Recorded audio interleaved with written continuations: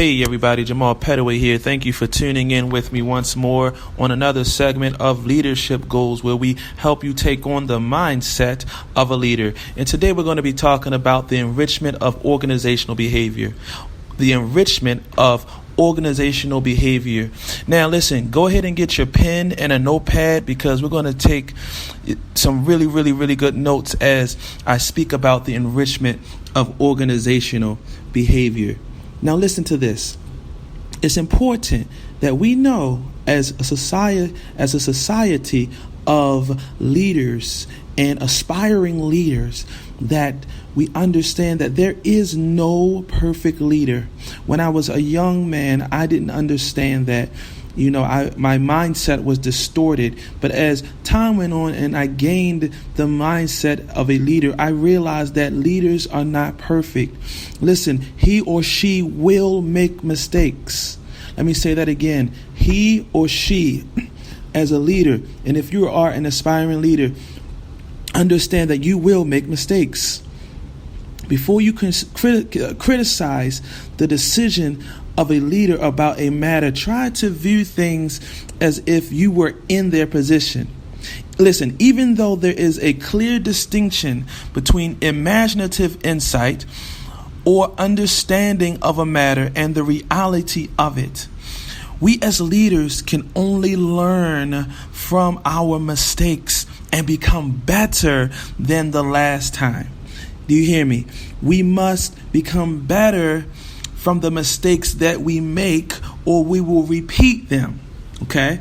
Listen to this. It's important as we look at organizational behavior from the standpoint of our coworkers, that we learn the behavior of our coworkers as a leader. You may be a manager listening to this. You might be a supervisor, or maybe even a CEO listening to this broadcast right now. Thank you for tuning in. Now listen to this. As a leader, you have to study your coworkers' behavior, not in the sense of you have to follow them all over the place or micromanage them, but there is a system where you can set up where you can view your workers' behavior without being overbearing for them.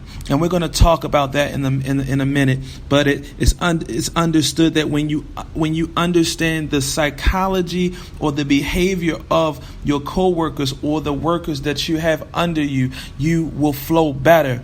It will help you physically and mentally place them for certain assignments. You don't give a baby a big steak if they don't have any teeth to chew it. You understand? So it's important that sometimes we use statistical data to understand what types of workers or co-workers or people that are under us in the hierarchy of leadership.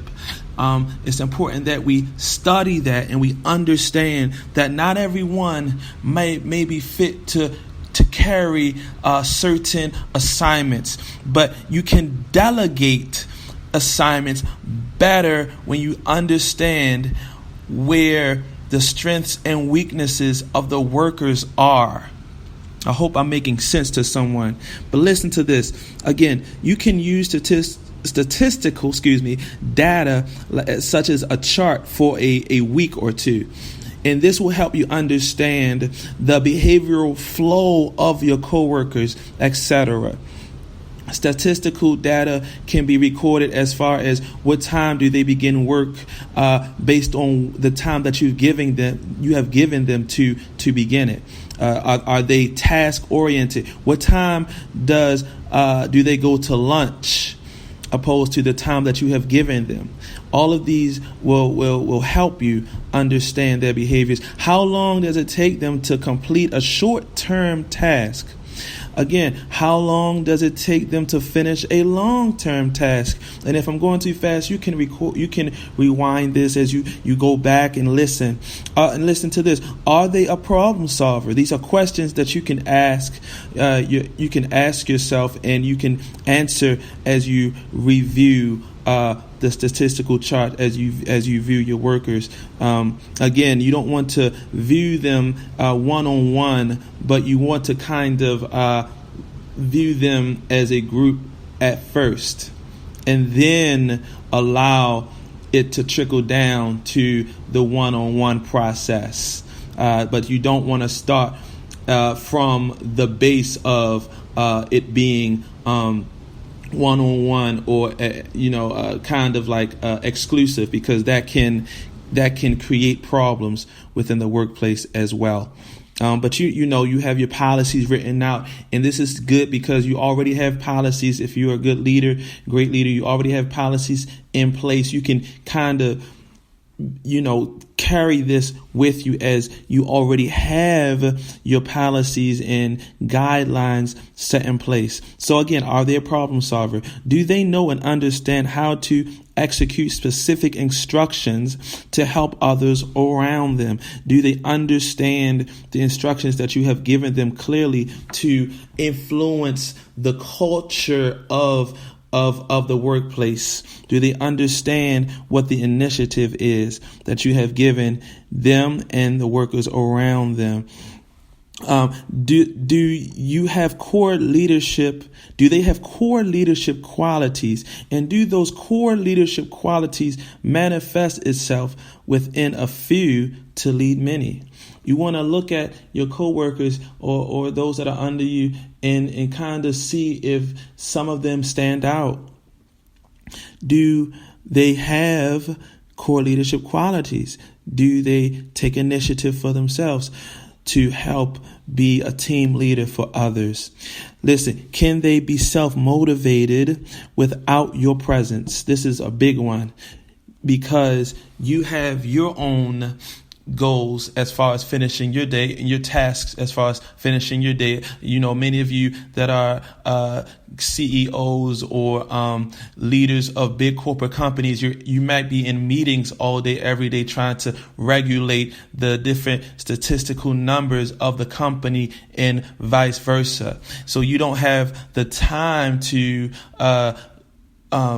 be that overbearing leader to help you understand if this particular person is fit for this task. So again, you can set team leaders to help move the process along where you don't have to always be over someone else's desk micromanaging.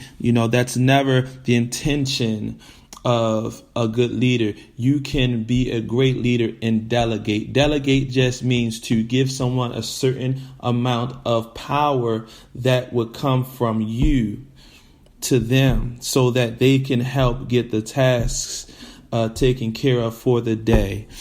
Sometimes we call them team leaders. Sometimes we call them an associate executive leader or an associate whatever the case may be. It might be an operational leader or someone that can be an operations manager, someone that is specifically in charge of making sure the operations run smoothly. If you're working in a distribution center, making sure the times of the trucks that come in are able to find their packages and go back out. If you're working in the office, you might have someone that's working with the administrators to make sure the emails, I'm just giving a light example, the emails are getting out to everyone and vice versa. Or there might be different emails coming in that may not be for everyone else to see, but just specific people, making sure the tasks are getting done. That's all I'm trying to say there. So I'm going to keep going, but usually a statistical data chart such as this has a gauge of 1 to 5. Under each number, there is a statement such as quote unquote, not often, or very often, sometimes, or not often, or not at all. Listen, I have worked with Fortune 500 companies and also federal and governmental companies. I've also worked on auxiliary assignments within the church realm. I have realized that they all have something in common. and that is organizational behavior. People and workers are all given tasks that they can do well within the parameters first with what they are capable of. That's all that organizational behavior is. These are people and workers that are all given tasks that they can do well within the parameters, or not do well within the parameters of what they are capable of. You're studying this. You're, trying to maybe even groom some to come up to a greater level than what they have been performing performance-wise. And to help those that that can do it and have a heart for it, you can give them deadlines, okay? Listen, there are some dangers that we also must be aware of. There's some dangers that we must watch out for, and not just as a leader, but as a worker as well. Be careful of the danger of lying on your resume for a job that you virtually do not qualify for. Be careful of that, because certain companies, I'll say it again, be careful of the danger of lying on your resume that you virtually do not qualify for a job that you virtually do not qualify for. Certain companies will train you, but beware of applying for high-level positions where you don't have any knowledge of, company-wise and job description-wise. For example, listen, you may lie and say that you can manage 1,000 workers for 10 hours and your boss will entrust you with 50. But the struggle is that you don't have any leadership or critical thinking skills or managerial experience at all. So what are you doing? You're setting yourself up for a letdown, not just for you, but for everyone that's assigned to you. Because as a good leader, a lot of times the leader has already gained. You've already given your influence or your affluence to the person that you might be subject under. And as them being a good leader, they're trusting you to complete or fulfill the job description. So not only are you wasting their time, but their money and their investment that they have placed within you because you said to them you can do the job. So a lot of times companies are saying, okay, I will give this person this benefits package.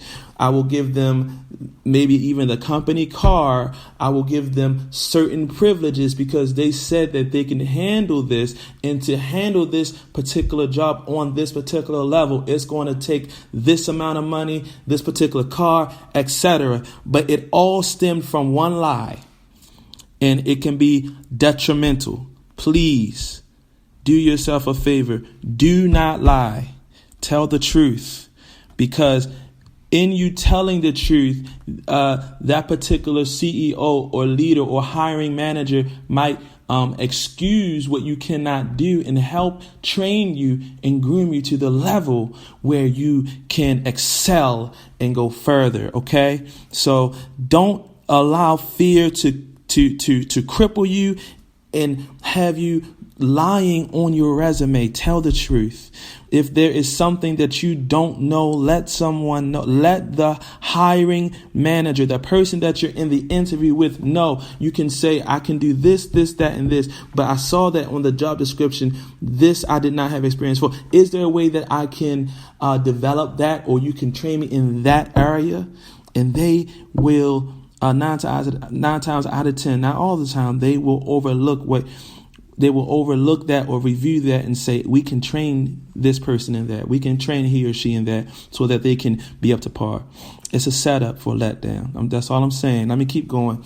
It's important that we learn apprenticeship first. That's why I spoke about it in the last podcast about the power of apprenticeship. Apprenticeship will enrich your career. It will it will help you to go farther. It's like the vehicle of your success in a particular vein in your career, in your caliber, or the utility belt of your skill set. It will help excel that.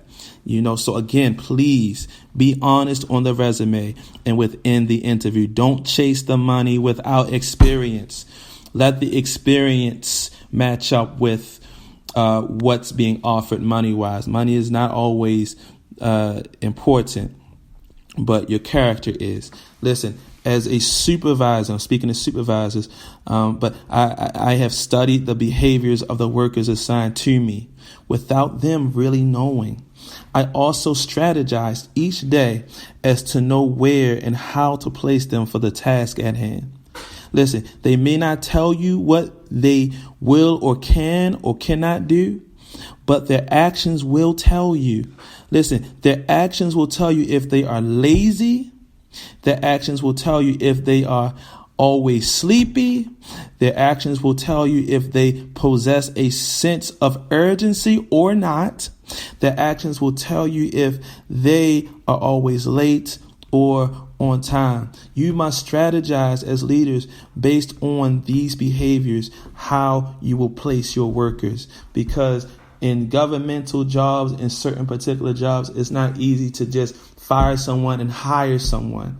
It's better to train someone up to the ability of the job than to fire them sometimes. Sometimes firing is necessary, but a lot of times, especially in times like these, periods and times like these, the company may not be able or be sufficient enough to just fire somebody at that time. A lot of times, when somebody wants to get rid of somebody, they'll wait until like the mid to end quarter or year before they let someone go. In the beginning of the year, a lot of times, not always, because now the behavioral actions of a lot of companies are changing, but a lot of times in the beginning of the year, it's like a turnover. Everyone's trying to hire people for the beginning of the year to start off. So it really depends on what company it is. It depends on what happens within the company. But a lot of times, a lot of companies are going to try to push their workers to be better before they fire. But then some companies like banks, they have a lot of times they have almost a zero policy for certain things because of the regulations and policies that are in place. So it all depends on the job. But I believe that those that are listening have a high degree of integrity and will do their research before they take certain actions like lying on resumes and everything like that. So these are just I'm just giving you base things that will help your company, especially if you're a small business association or company, that will help you to assess who you're working with, who you should be working with, or how you can groom what you already have instead of just getting rid of them and trying to retrain or whatever the case may be.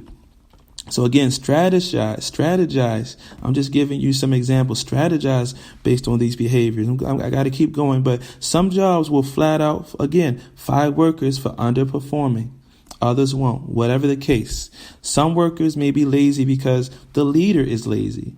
Some workers may be always sleepy because the leader is always sleepy. Leaders, you also have to look at yourself and be honest. Are you always this way? Which will a lot of times determine whether your company rises or falls, if it's going to be successful or unsuccessful. Some workers might always be late because the leader is always late. I had to look at myself.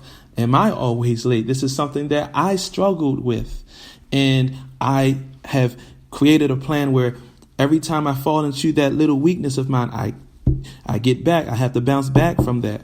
Because sometimes we as leaders, we put so much on our plates that if we don't prioritize the right way, it could be a trickle down effect. And next thing you know, we're late to everything. So I had to learn how to cut things out of my day, kind of like copy and paste them out of certain things out of my day so that the main thing can have priority, so that at least I can, if not be on time, sometimes at least I can show up and be present in the main thing for the day.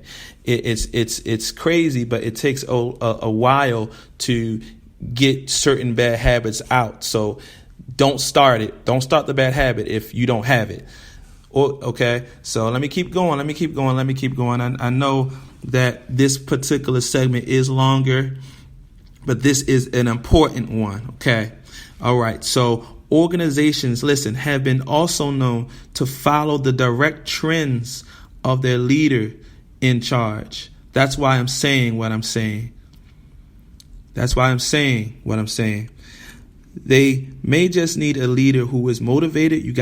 Leaders, we have to stay motivated. I know it's hard sometimes to stay motivated, especially if your company is hinging on certain funds coming in. If you're a nonprofit, I understand. But we have to stay motivated and innovative, because it's the motivation and the innovation that comes from us that will spill over to the workers that work around us, that will look at us and view us for the next move. Okay. Develop project teams, teams that are assigned for certain projects. Develop them. Create a safe place for work retention and review for improvement methods.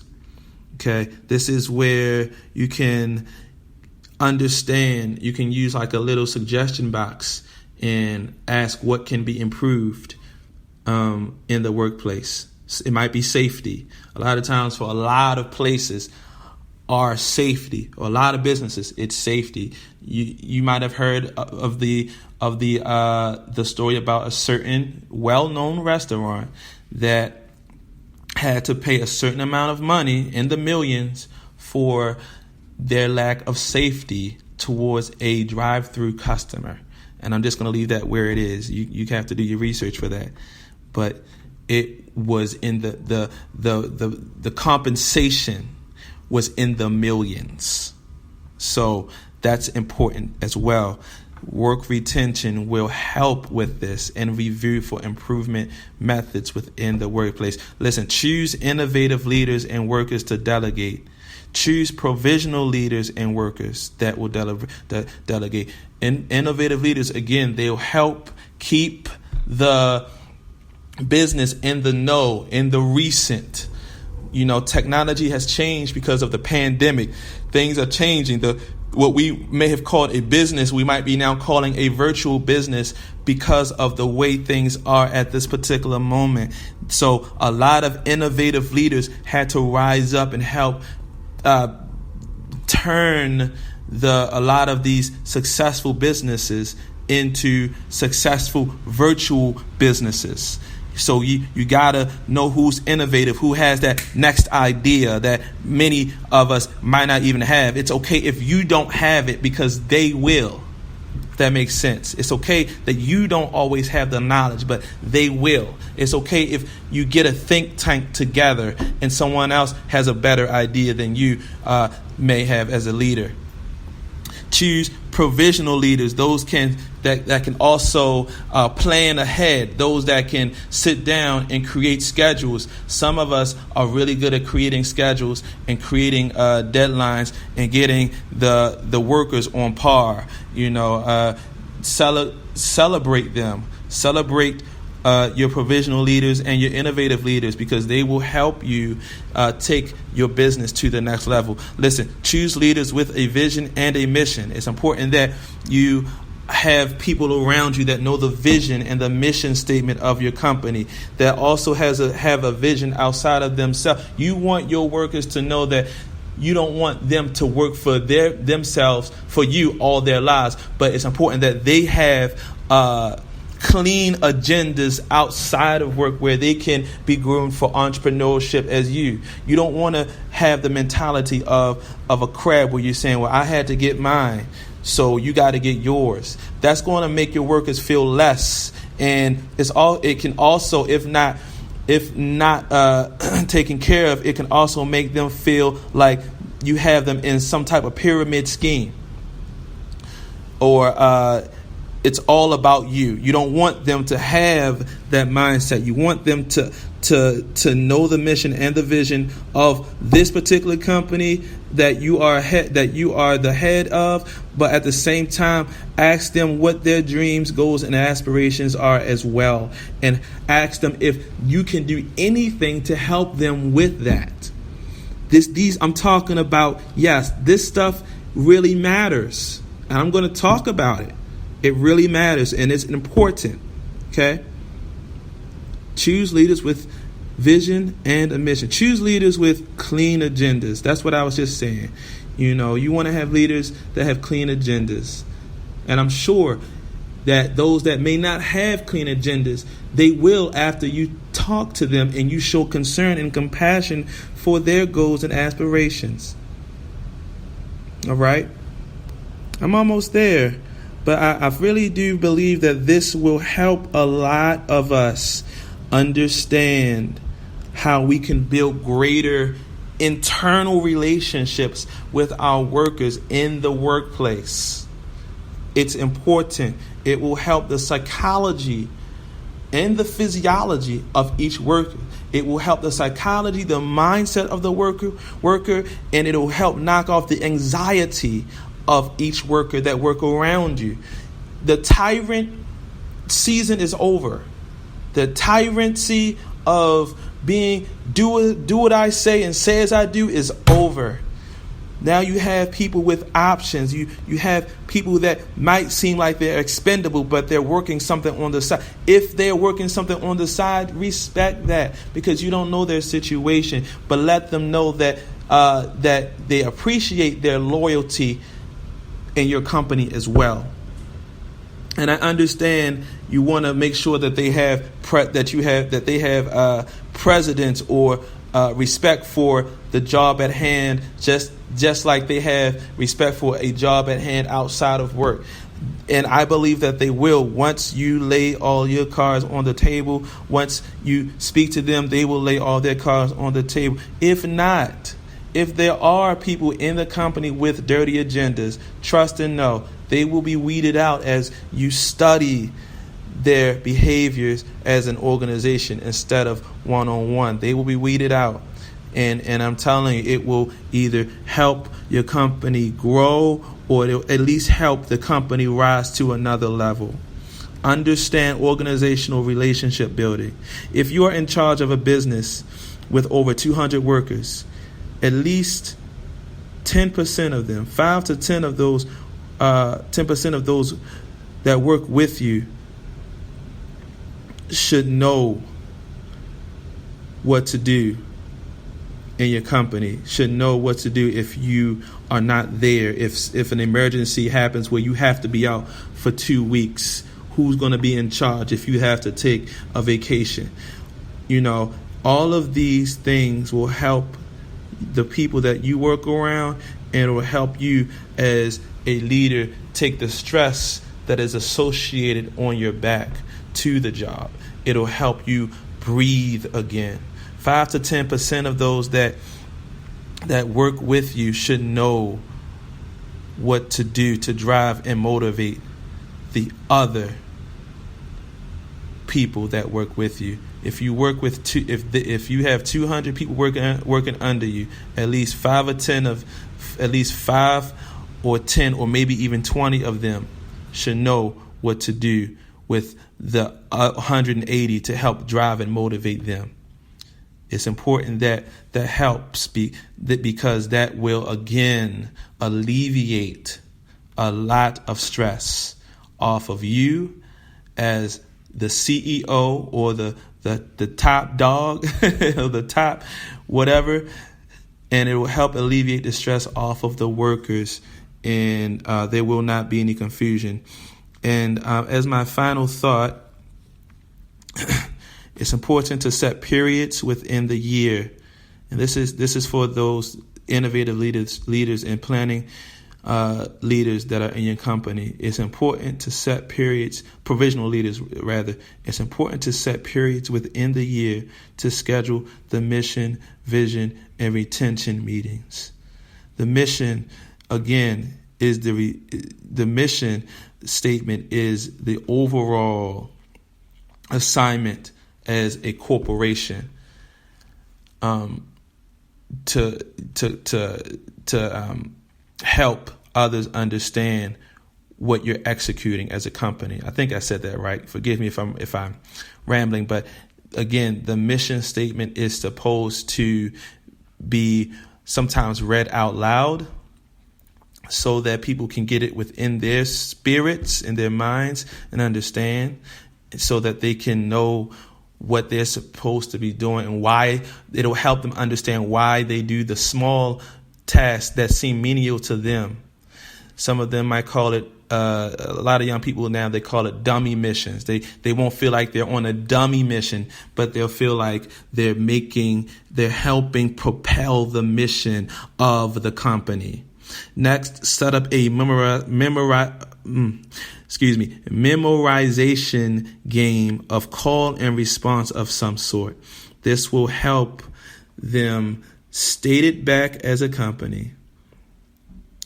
And this can also be applied to the vision statement as well. Kind of like when you were in class and you say the Pledge of Allegiance to the flag. And what you're doing as a class, you're saying it to the teacher and the flag, but it's kind of like call and response, so that you can know that your workers are confident in what they're doing as a team. The vision statement should be able to be understood by all. It should be simplistic as to which a 5-year-old should be able to comprehend it. Okay. And again, retention meetings are really supposed to be utilized to help review various policies that were in place since conception of the business. This is organizational behavior enrichment. This is going to enrich you. I'm not trying to help you restructuralize anything, but enrich what's already there and watch it become better. Thank you for tuning in to another segment of Leadership Goals. Talk to you soon. Happy New Year.